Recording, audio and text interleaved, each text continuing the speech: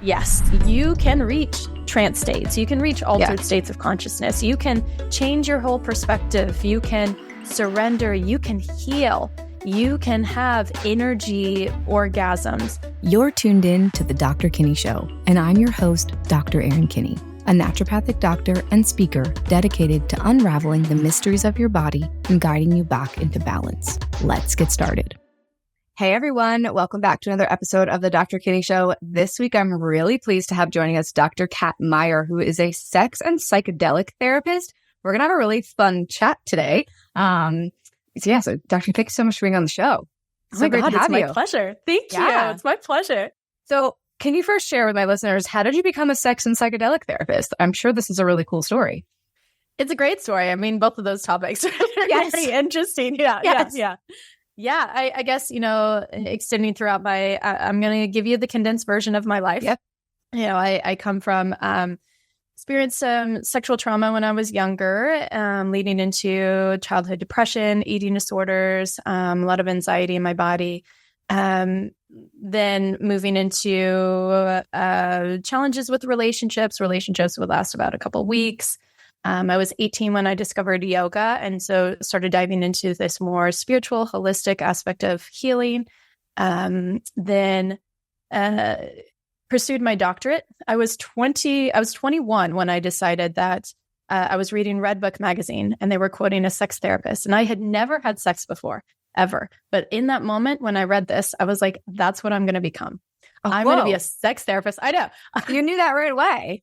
Yeah. I was saying, that's what I'm doing. I've never had sex. This is, I'm having so much trouble in my own life and just feeling safe in my body and feeling, able to open to relationships. So went for my doctorate, moved out to California from St. Louis, Missouri, and pursued my doctorate in marriage and family therapy, specializing in sex, trauma, and then now we're at psychedelics, so integrating the psychedelics in there. Psychedelics have been a massive part of my healing. Of course, therapy, my own personal trauma therapy, but psychedelics were a big help in being able to help me to even experience the reference points of, the fact that I was dissociating out of my body, the concept of being able to surrender, the ability to feel energy moving through my body, and the ability to understand boundaries in my body. So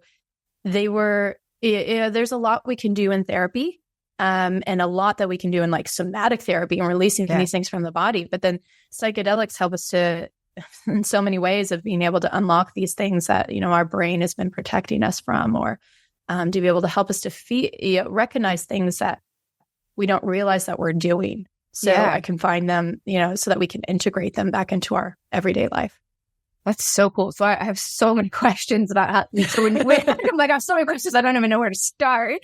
But so when you're working with people, where do you start when you're working with someone? And maybe we talk about who you like to work with. I work with the whole gamut. So I work with, I have a private practice, but I also run retreats and I run online programs. I work with individuals who have a sexual trauma background. That's one of my specialties. I work with couples who are exploring polyamorous or non-traditional types of relationships. I work a lot with individuals who struggle with orgasm, whatever gender. I work with LGBT. So I would say, and then I also have a whole background in Tantra and BDSM for over 10 years for both of those. Yeah. So I also help people with transcendent states of sex. So I see everything from people who have no desire to people who are just wanting to find deeper meaning in sex and everything in between. Yeah. So people come to you and it's like something's out of balance in their sex drive or sexual part of their life, and you help them find where they're trying to get to. Yes. Cool. And beyond. Yeah. Well, because it's I always, in my practice, it's so important to me to understand what someone's drive for sex is, because it tells me so much information about their hormonal state, their body's energy state. And when there's no drive there or there's too much there, that has a physical meaning about the body. But I think sex can be so much more, as I'm sure you can speak to.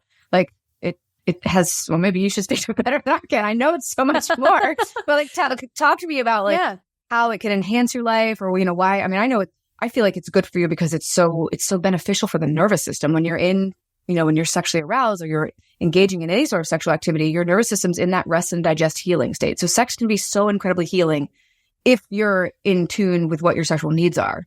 Right. Yeah. And I love that you brought up the under level of desire and the over, because there is like inside the body trauma. And I'm using this word trauma as in our body's response or inability to complete a particular event or response that it needed to can really influence the relationship that we have around with our sexuality. So does sex become something that we can help us to escape or transcend our reality so that we're not experiencing the pain and the challenges or the deep fear in our body? So many, and for me, I can speak personally, there was so much fear in my body for so long that how much that impacted, both having no desire for sex because I had depleted all of my cortisol levels. There was just nothing there. Yeah. All the way to, periods of my life where sex was something that helped me to feel connected and helped me to feel connected with another person. So there was a sense of like, I could be here in this place. Yeah. So I think it's really important for us to, when we're asking these questions, even developing so I recently led a workshop for women, and it was about identifying your erotic self. So externalizing this part of you and creating like a whole new entity of this part of you so that you could have a dialogue with it and really see, what are these parts, your erotic self, how does it manifest? And what is it desiring? What's it hungry for? What's it afraid of? What's it afraid that other people will perceive? In what ways does your erotic self protect itself? In what ways does it use its eroticism? And I think that can be a really helpful tool for us to be able to understand these nuances inside of us, versus when we're blended and we're just in our eroticism. Sometimes it can be hard to know why am I using my eroticism? Yeah. What is it? What purpose is it running for me? Yeah. So kind of back to that, what you're talking about, are you using it as an escape, or is it something that is not? Because do you see that a lot where people will sometimes go into hypersexual and they're using it, they're using that to avoid something? Absolutely. And I really want to frame all of this as protective parts. Yes. So it's so easy for us to fall into, oh my God, she's hypersexual and like, doesn't believe in herself, doesn't worth herself. Yeah. Okay. Many of us are scared. Yeah. Yeah. But your brain's doing that to protect. It's doing it for a good reason. Yeah. Right. Yeah. Mm-hmm. Yeah. So when we can slow ourselves down enough and really get into those nuances, to understand, what's happening on the nervous system level. Like, what are we attempting to do? Are we attempting to find peace and resolution through the groundedness of another person? Or are we looking for, orgasm for a sense of release of the tension in our body? Like, I started using the term procrastination. I love that. A very playful way for me. That's amazing. For a playful way for me to be able to be like, okay, you know what? Yeah, I've been on my computer. And I'm going to masturbate all day. Rather than shaming myself of like, it's honoring that my body needs a release of energy. Yeah. And what better way than to pleasure myself and be with myself in those moments? I also, to speak to what you said earlier, there can also be, the relationship of being with your eroticism as being open and being in tune and making love with everything around you. Like, the more that we're in our regulated nervous system state, like we're in the threshold of what we can tolerate, we can be more in tune with the pleasure of the world around us through our five senses, which is what sensuality is. So I think that's the texture that we need to get to know. What's the nervous system? Is this being driven by a dysregulated state where I'm on the edge of myself and I need something to ground me? Or is this more from a place of relaxed, open, and receptive state where there's an enjoyment here of and it's like a playful, like your term, the procrastinate, like that's like just a playful fun thing. Yeah. Mm-hmm. It's so interesting. And wait, I had another question for you. I was going to ask you about, you were talking about your private practice, your retreats. Tell me about your retreats. So I lead both femme identifying retreats, so femme women retreats, and they're all around sexuality and finding your more wild, full expression of your sexual self. And so it's days long of programming, and then in the evening it's some sort of adventure or ritual, bringing in elements like herbal elements and bringing embodiment elements and breath work and dance and self mapping. So intervaginal mapping. So women who get to be with their own selves in their own spaces and really connect with the inside. And I'm talking them through like mapping and understanding like the inside of their of their pussy. Yeah. Because there is so many of us, if we don't know what's going on or where things are inside of us, there's a disconnect between the cognitive and the body. And that can lead to discordance. Yeah. And discordance is, perhaps the brain feels aroused, but the body isn't responding. Or vice versa. Yeah, interesting. Yeah. Or, we're disconnected. We don't spend that much time in our genitals or in our pelvic floor with conscious awareness. So it can help us to map that. And so the women will be able to feel where their G-spot is and what that is, and moving around the face of a clock, be able to identify these different parts physically. Yeah. And identify it for themselves. So they know like, oh, that's where that is. And then that's so interesting. And I feel like that, the vagina, the woo, it's just there's so much going on there, right? Like energetically, physically, there's a lot down there. And it's all in a space down there. Yeah, there's a lot down there. And so many women are like you said, not connected, right? And if you're not connected, how, you really need to know what's going on down there. Yeah. Especially if you're wanting to have pleasurable sex, or if you're wanting to explore some of these things. I remember for myself when I started that practice when I was in my 20s, I was working with a pelvic floor specialist, which I really highly recommend all women to at least go to once. Yes. To be able to, or sexological body worker or a yoni practitioner, because they can also help you map. And the first time that I had somebody help me release the tension in my pelvic floor, because that can help with orgasms. Yeah. I was dissociating. As soon as they, with all consent, moved very slow. Yeah. As soon as their hands went inside, I was gone. And so that helped me to realize how much I was dissociating in experience. So being able to work with somebody in that intimate way and to be able to help, and again, somebody can move so slowly and with a lot of consent, can be really powerful to help you to understand what's going on down there. Is there tension in your pelvic floor? Do you have a hypertense or a hypotense pelvic floor that may be impacting things like pain or orgasm or or lubrication? So interesting. So, and then when you talk about like marrying that with the psychedelic stuff, as you're saying, like that helps you become more present, correct? Like it helps you to learn a little bit more about that dissociative state.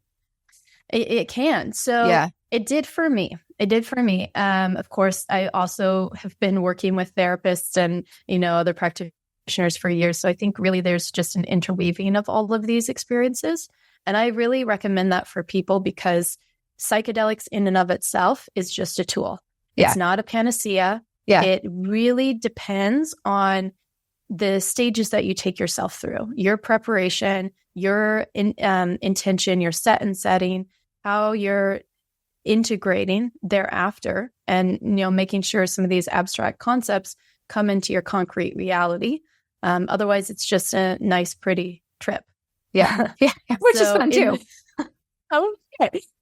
So in my practice, I specifically work with Ketamine-Assisted Therapy, and and so from my experience with the ketamine, it's I think there's a lot of association with it being a dissociator, which at high doses, yes, it can be. You know, but in low doses, you can stay with your body. Yeah. And you can stay with your body in an easier way, because cool. I likened it to more of like a dissociator from your dissociation, because you're slightly floating your body.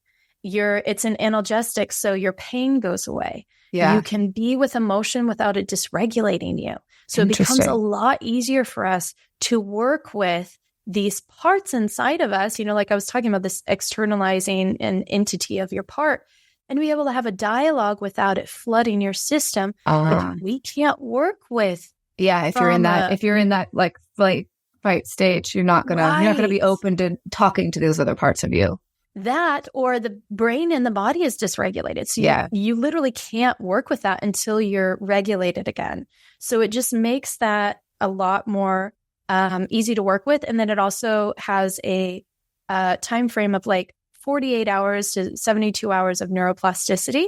So of increased neuroplasticity. So your brain is a lot more pliable to be able to work with things. Now, I work with individuals with, you know, whether it's depression, anxiety, suicidality. It's excellent with those pieces. Yeah. But also I've been finding and also teaching about how you can use this for sex therapy as well. So using some of these somatic tools in that space with the intention around pleasure and sensuality, they can access more of, their body, their pleasure, even just like the experience of energy, of letting go in their body, to be able that all of that facilitates, you know, sex outside. Yeah. Yeah. Well, that's so interesting. And so I have so many questions about the ketamine. Is it IV or is it, or how is it dosed? So I use the lozenges. So the lozenges. Sublingual. Okay. Mm-hmm. Yeah. And that way it's a slower onset. Yep. I can guide them into the experience with the meditation although like, you know, IM is also really powerful. It's just not what I use in my personal practice. Yeah. Well, I imagine I like oral for certain things, because it's like you don't know how quickly stuff's going to get in there. Right. You might have a peak and then a drop. That's very cool. So when you're working with someone, let's say with anxiety, depression, like how many sessions or what does the length of time look like when you're using the ketamine-assisted therapy? Yeah, it really depends. I think traditionally it's about 4 to 6 sessions, but it can be longer depending on what the client needs. Yeah. And you know, ketamine can also be expensive. Like I fully honor that it's expensive, and honoring the client's ability to pay for that too. So sometimes we make those adjustments too, but my packages include therapy. Yeah. So it's not just giving somebody an IM.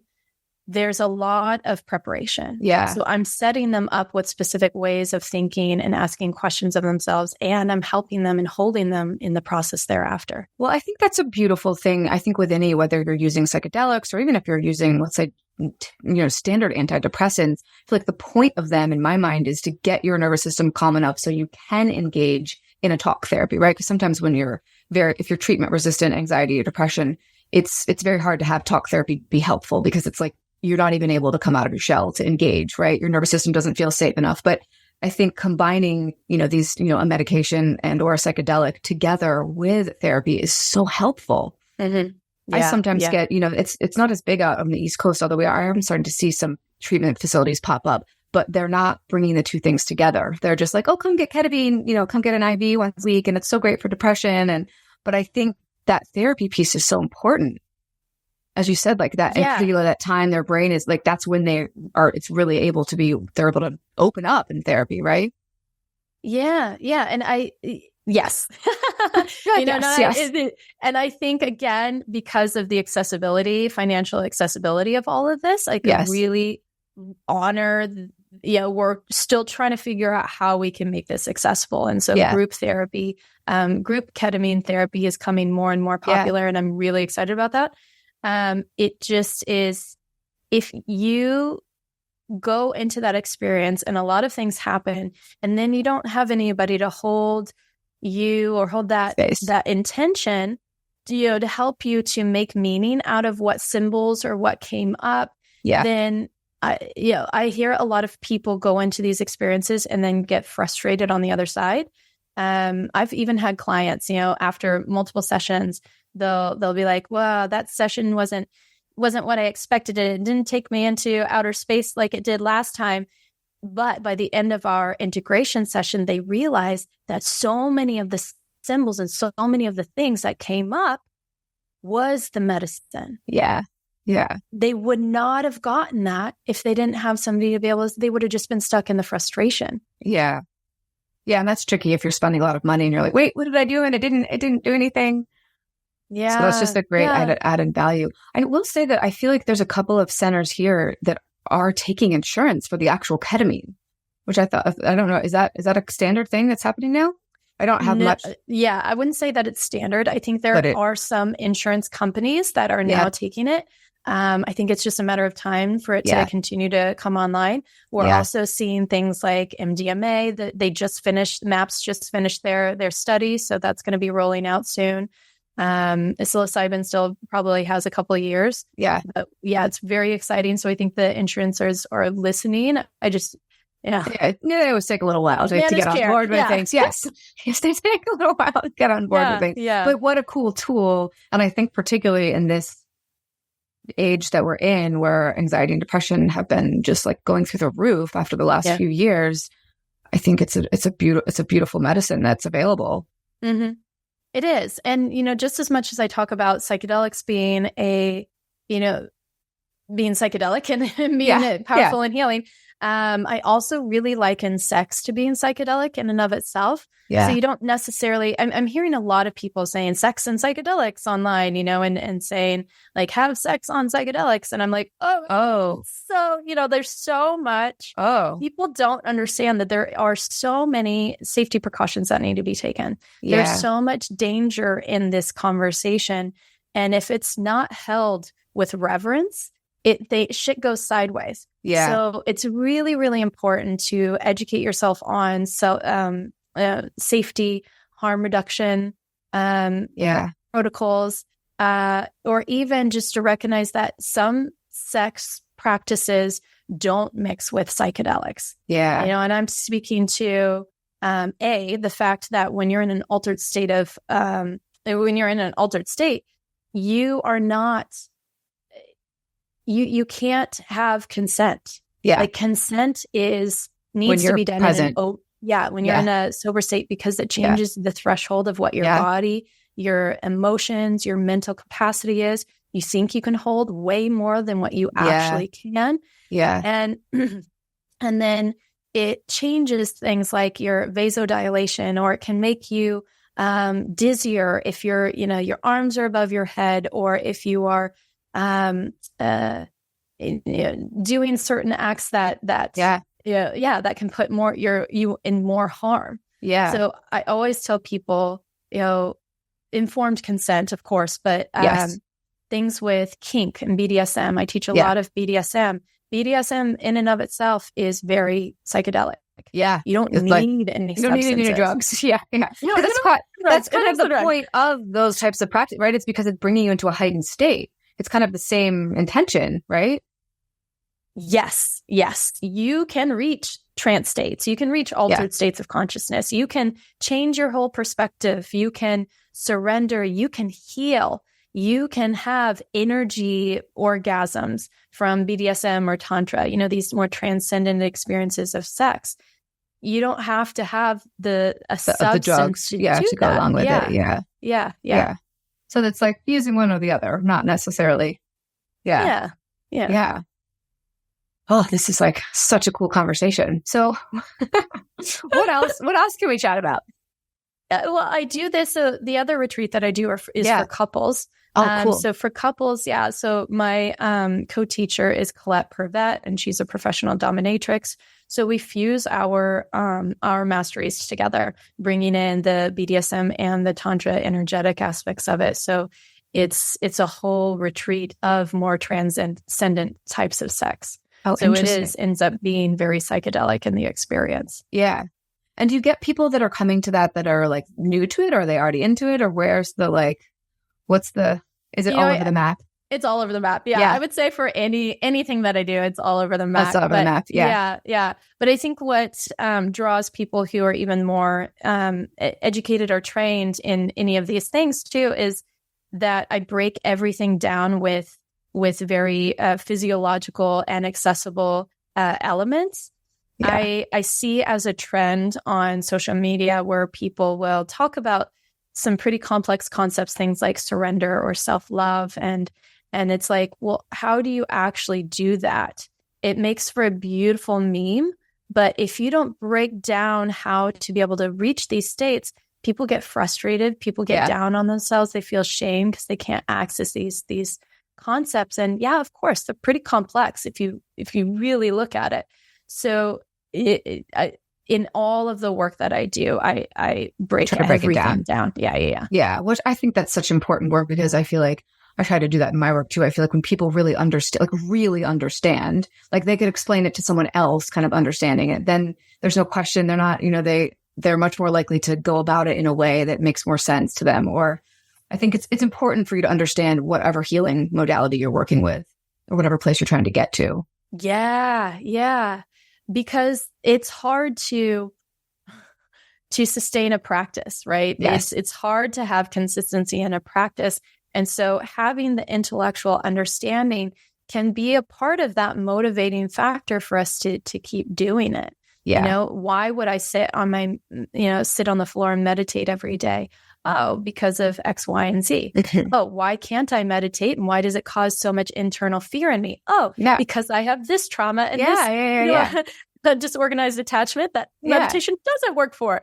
Okay, there's nothing, so it's really does help us. And I would also think more so in like your particular niche, like, why do I need to go map my vagina? I mean, to some people that might seem like, whoa, I do that. But like, if they really understand, they're like, oh yeah, of course that makes so much sense. Like, of course I would do that.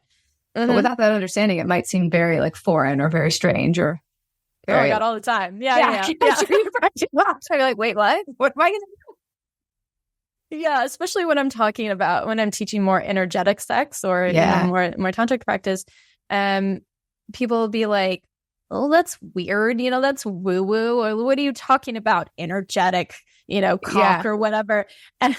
But then I break it down with these, theories around rhythmic entrainment, which means, bringing more and more internal rhythms and external rhythms in sync with one another and how that facilitates trance states and how that facilitates orgasm. And then people are like, oh, okay. That makes sense. Or I have them feel energy and in their body. And then from there, I'm like, okay, this is the texture we're looking for. This is what we're talking about when we say energy. Yeah. And then it's people are able to anchor to something and know what they're looking for. Yeah. And then they're able to like go into it. I feel like there was one other thing I wanted to just touch on. I think you had talked earlier on about like with using psychedelics, like the setting and intention. Was that like, I feel like in that's got to be a big part of it too, right? When I would imagine with either way, like with the sexual healing or with the psychedelics, like making sure you've got that intention, making sure you've got the right setting, making sure that like you're in the right space for it. Yeah. So yes. So preparation includes, setting up what's going to happen, creating the intention, set up your space, the set and setting. Set is your intention and the prep work that you do so that your mind can be focused on it kind of like narrows, it takes all the noise and helps you to be able to narrow both your activity and your mind set so that if you do wander, whether it's in psychedelics or just sex, you have something to anchor back onto and to move forward with. Yeah. And then the setting is like the environment, making sure that nobody's going to come in and out, that it's safe, that it's comfortable, it's warm, it's cozy, so you can be able to surrender. And then I teach people about even the chapters of your experience, the arc of your experience. The beginning, the peak or the climax of the experience, the closing, and aftercare. Aftercare is the transition from an altered state or an experience back into your regular day life. Yeah. So in psychedelics, you're altered. Yeah. And then you're moving back into this space. Your body, your emotions, your psychology might need tending to. Mm-hmm. Same with a BDSM scene. You play out a role play that might be really intense, or a scene in which, you're playing with power dynamics. Yeah. And now you need to come back into a space of loving kindness and like making sure that, helping to transition from, okay, in that scene, my partner was degrading me. But now, like, we're moving back into the space of like, my partner loves me and holds me and, really does care about me. That's really, really important for the psyche. Oh, Otherwise, we're left very raw and open and exposed. Yeah. So having a plan for that. So like that's something you would plan for ahead of time. Like, we're going to have this session and you'll have all these things mapped out. Exactly. And you're setting up the consent ahead of time. Yeah. You're setting up your desires. What do we want to do? Your boundaries and consent.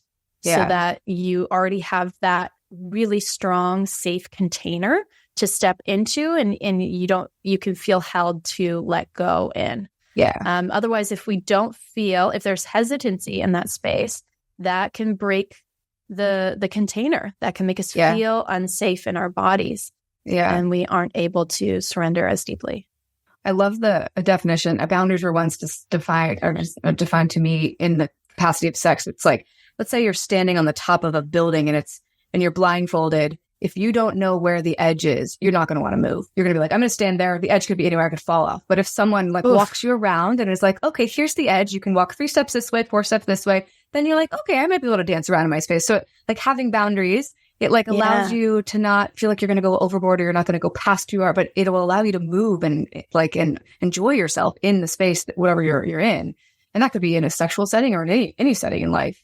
Absolutely. Oh my God, I love this. I'm gonna lovingly borrow this. Oh, please do. I mean, I don't often talk about it because this is not my, but it was at Unleash actually. It was a boundary workshop that we did there, that was what they were like. The reason why boundaries are so important, and they were talking about it in a sexual capacity. But I started to apply that to my business. I'd never really had much of a budget, and I was like, oh, I feel like a budget is kind of like a boundary for your business, and if you have it, then you know where you can move and where you can't, and it just makes you feel. Your nervous system feels more relaxed when you know where the edge is. We want containment. Yes, we do want containment. We want containment. And this is something I'm going in depth with my upcoming program, Psychedelics. But when we feel contained, we can be our fully expressed or chaotic or self. We can be in our full emotions. We can melt down completely and we're held. So it's important to be able to establish that both within ourselves. Can we be both our container and our chaos as much as we're creating that in relationship or in our work or life? Yeah. Well, I think if you don't have boundaries set, again, applying to any aspect of life, we naturally try to like push up against something to find it. It's like and then you're like, oh, wait, I don't like that. But if you sit down and you come up with the intention, like, okay, I would like this to be my boundary, and they might change, right? Your boundaries might change. They might change, I'm sure, with your clients from session to session. Well, today my boundary is this. I'm not feeling that. And maybe next time your boundary is different, which is fine. Absolutely. But it's like, you got to make sure you're clear on your boundary every time you embark on any sort of interaction with another person, or particularly with another person, I think. Yeah. Yeah. Consent is a living, breathing entity. Yeah. It does change. And so that's why we have to keep checking in. Yeah. With checking in with ourselves, checking in with the other person in any sort of experience to be able to see, is this still a yes for us? Yeah. Or have we overextended ourselves and now it's a no? Yeah. Once was a yes and now it's a no. Yeah. And we need to keep checking that. Yeah. And I think this is like a little nugget that can be applicable to all parts of life. Like, talking about what's a no and what's a yes, very important in sexual relationships, but also just in everyday life, like, is taking that phone call from that friend of mine that maybe sometimes it's great, but sometimes it's a little much. Like maybe today that's a no, or maybe that's a yeah. I think I see so many women with burnout, and oftentimes, the contributing thing to burnout is we say yes when we really mean no. Yeah. And then there's and that again could be in any bucket of life or area of life. So it's a good thing to learn that practice of like continually checking in with yourself. Is this a yes for me right now? Is this a no for me? And make sure you're acting on that, right? Right. Because it takes a lot of energy to push through a no. to manage the, what's the internal experience when it's not aligned with us. Yeah. And I recognize that we're in this world and we're also trying to get somewhere in this world, and we're going to push through some no's. Oh yeah. But can we mitigate how often we override ourselves? Yeah. And being as an entrepreneur, it's a lot harder to practice that. Yeah. And so I tell people, as a practice, not a perfection. In that that's a good aspect. Yeah. I like that. Yeah. That's a really good reminder. It's a practice. Every day is a practice, right? Sure enough. Every day is a practice. Well, thank you, Kat. This has been amazing. If people want to find you, where's the best place for them to find you? If they're interested in learning more or working with you? Yeah. Instagram, website, where? Yes. So they can go sexloveyoga.com. At sexloveyoga is my Instagram. Awesome. We'll put all that in the show notes. And this was amazing. Thank you so much for talking about all the stuff we talked about today. And we'll see everyone next week. Thank you. Thank you for tuning in today. If you enjoyed this conversation, be sure to connect with me on social media and leave a rating and/or a review. This helps grow the show so more people have access to this knowledge that leads to empowered healing. Love and light, and see you next week.